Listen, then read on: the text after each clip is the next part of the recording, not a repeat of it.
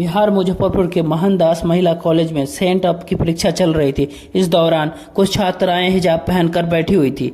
तभी एक शिक्षक को छात्राओं के पर ब्लूटूथ लगाने की शक होता है और उन्होंने उस छात्राओं से कान दिखाने की कहा, जिस पे छात्राएं भड़क गई और बिना परीक्षा दिए वो बाहर चली गई और बवाल करने लगी। और जब पकड़ी गई तो वो अपना विक्टिम कार्ड खेलना शुरू कर दी कि मुझे मुसलमान होने की सजा मिल रही है, मैं अपने हिजाब नहीं पहन सकती।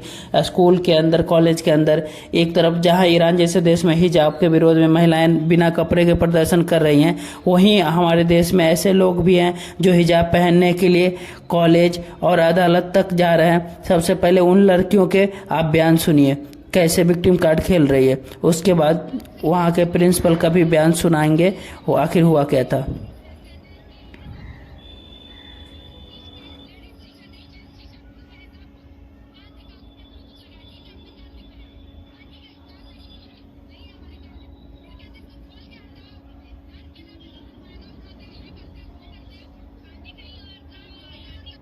छात्राओं का आरोप है कि ये मजहब के नाम पे ऐसे कर रहे हैं। विक्टिम कार्ड खेलते हुए रवि भूषण के ऊपर आरोप लगाती है जो शिक्षक है। लेकिन वहाँ पे अन्य छात्रों का जो है वो सुनिए क्या कहना है उसका। वहीं दूसरी छात्र का कहना है कि इन लोगों का जब कोई पार्टी फंक्शन में जाती है तो इनका दुपट्टा कहाँ चला जाता है।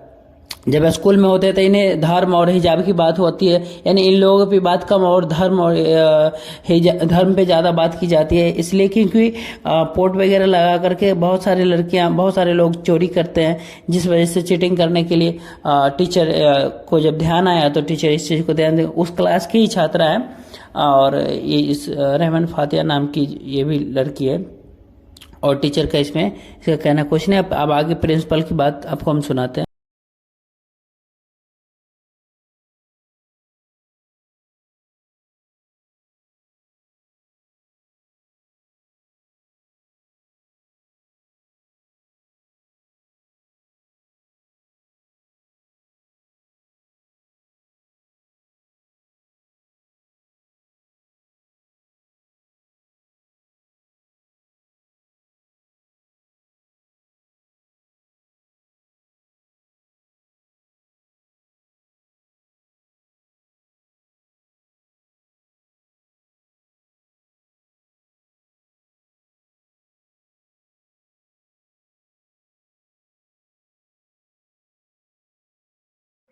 कि यहाँ मामला हिजाब का है ही नहीं। आज के दिन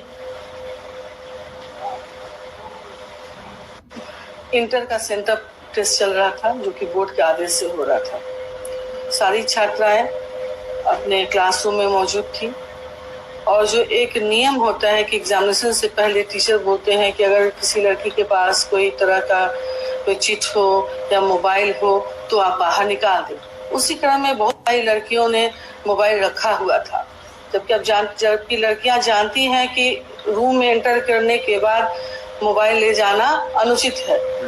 तो 15-20 लड़कियों ने अपना मोबाइल बाहर निकाला जो कि रखी हुई थी और एक लड़की के पास जब सबसे पूछते हुए जब टीचर उस लड़की के पास गए जिसने हिजाब पहन रखा था तो उन्होंने कहा कि उसका कान ढका हुआ था। तो टीचर ने कहा कि कान तुम बस खोल के दिखा दो कि कहीं ब्लूटूथ का तो यूज नहीं कर रही हो, क्योंकि हम लोग जानते हैं ब्लूटूथ आजकल कॉमन हो गया है, चीटिंग का एक सोर्स हो गया है।